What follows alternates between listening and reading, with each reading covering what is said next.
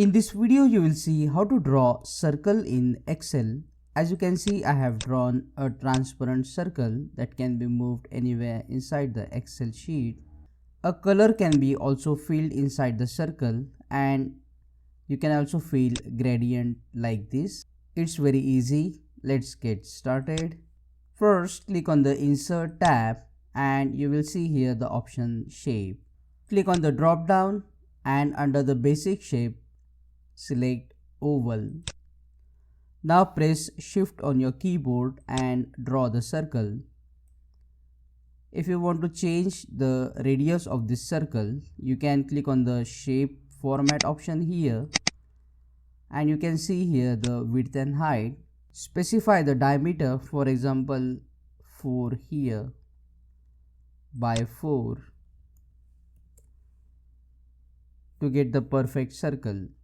Now we need to remove this color. If you want transparent circle, right click on the shape and go to the format shapes. Under the field you will see here option no field, and under the line you can specify the color of the outline or a border. I will select here red color, and you can increase the thickness of this border under the width by entering number, for example 5 points.